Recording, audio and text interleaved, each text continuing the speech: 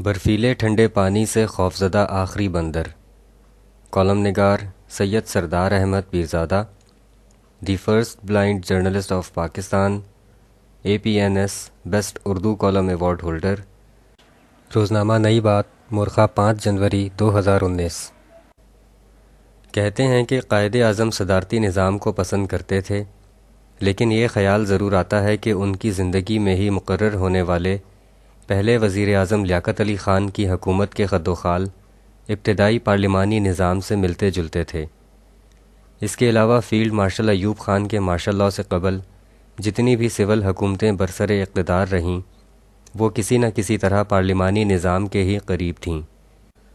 موجودہ آئین بھی مکمل طور پر پارلیمانی نظام کی حمایت کرتا ہے، لیکن 1973 میں اس کے نفاذ سے اب تک جتنی بھی سول حکومتیں قائم ہوئیں وہ ذلیل و خوار ہی ہوئیں اور پارلیمانی نظام کی بدنامی کا باعث بنیں. اب تحریک انصاف کی موجودہ اممیچور حکومت کی ناکامیوں کو لے کر پارلیمانی نظام حکومت کو مکمل ناکارہ نظام حکومت کہنے کی صدائیں بہت بلند ہو گئی ہیں. دوسری طرف پارلیمانی نظام کی حمایت کرنے والے صدارتی نظام کی خوفناکیاں بڑھا چڑھا کر پیش کرتے ہیں.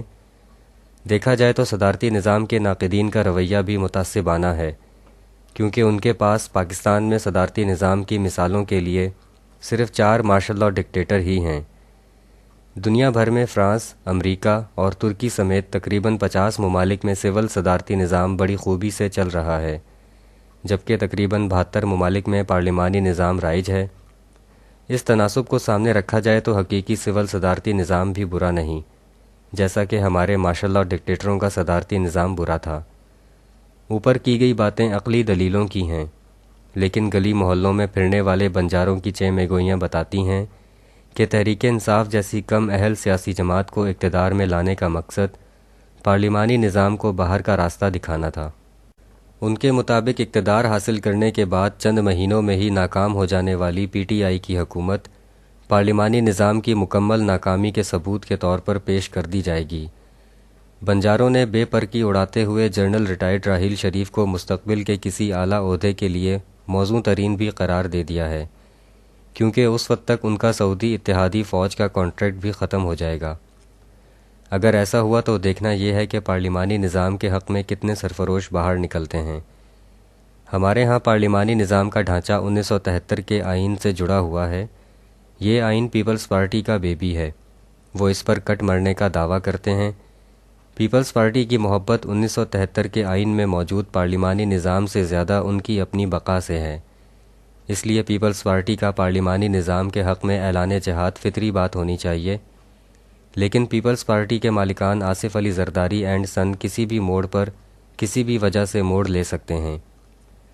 سادہ لوح مسلم لیگ نون پارلیمانی نظام کے حق میں پرخلوص ہوگی، لیکن ان کے مزاج میں سڑکوں پر احتجاج شامل نہیں ہے، اس لیے وہ نیک تمناؤں اور دعاؤں پر ہی گزارا کرتے ہیں. اگر سیٹ اپ میں تبدیلی ہوئی تو نواز شریف یا شہباز شریف پارلیمانی نظام کے علاوہ کسی دوسرے سول نظام کا حصہ نہیں بنیں گے، لیکن حمزہ شہباز، مریم نواز، جنید صفدر و اہل خانہ کے لیے سول صدارتی نظام میں جگہ تلاش کی جائے گی. اس کے علاوہ پاکستان کی چند قوم پرست جماعتیں جن میں ANP یا پشتونخوا ملی عوامی پارٹی وغیرہ شامل ہیں، پارلیمانی نظام کے حق میں بیانات یا ڈی چوک پر مختصر سا دھرنا دے کر جمہوری قرض اتار دیں گی. اس سب کو کل ملا کر دیکھا جائے تو پارلیمانی نظام کے حق میں کمزوری ہی کمزوری ہے. دوسری طرف PTI، قاف لیگ، سندھ کی قوم پرست جماعتیں، شیخ رشید و جنرل پرویز مشرف، جماعت اسلامی، مولانا فضل الرحمان، خادم حسین رضوی سمیت تقریباً تمام مذہبی سیاسی جماعتیں اور دوسری بے شمار چھوٹی بڑی جماعتیں صدارتی نظام کو طاقت بخشنے کے لیے طاقتوروں کا ساتھ دیں گی.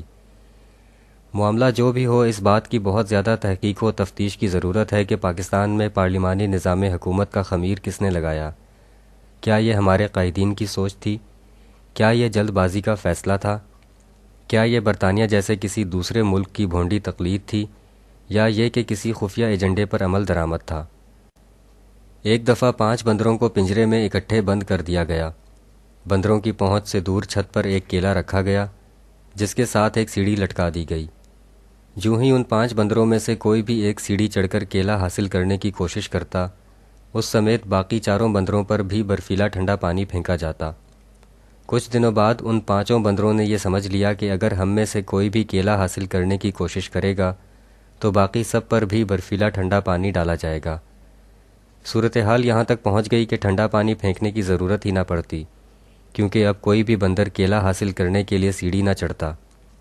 اب ان 5 بندروں میں سے ایک بندر کی جگہ نیا بندر تبدیل کر دیا گیا۔ نئے بندر کو برفیلے ٹھنڈے پانی کا تجربہ نہیں تھا، اس لیے اس نے کیلا حاصل کرنے کی کوشش کی۔ اسی لمحے برفیلے ٹھنڈے پانی سے خوفزدہ پرانے 4 بندروں نے نئے بندر کو کیلا حاصل کرنے سے روکنے کے لیے اس کی پٹائی شروع کر دی، یہاں تک کہ نئے بندر نے بھی مار کے ڈر سے کیلا حاصل کرنے کا ارادہ ترک کر دیا۔ ایک ایک کر کے پرانے 5 بندر نئے بندروں سے تبدیل کر دیے گئے۔ جب بھی نیا بندر کیلا حاصل کرنے کی کوشش کرتا، باقی بندر مل کر اسے مارتے، یہاں تک کہ وہ اس حرکت سے باز آ جاتا۔ آخرکار پنجرے میں اب وہ 5 بندر تھے جنہیں کیلا حاصل کرنے کی سزا کے طور پر برفیلے ٹھنڈے پانی کا تجربہ نہیں تھا، لیکن ان میں سے کوئی بھی پٹائی کے خوف سے کیلا حاصل کرنے کی کوشش نہیں کرتا تھا۔ گویا ان 5 بندروں نے یہ سبق یاد کر لیا کہ انہیں کیلا حاصل کرنے کی اجازت نہیں ہے، جبکہ ان بندروں میں سے یہ کوئی بھی نہیں جانتا تھا کہ اصل معاملہ کہاں سے شروع ہوا اور کیلا حاصل کرنے کی خواہش پر اس کے باقی ساتھی اسے کیوں مارتے ہیں۔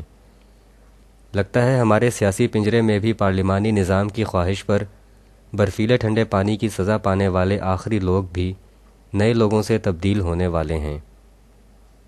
شکریہ، دی اینڈ۔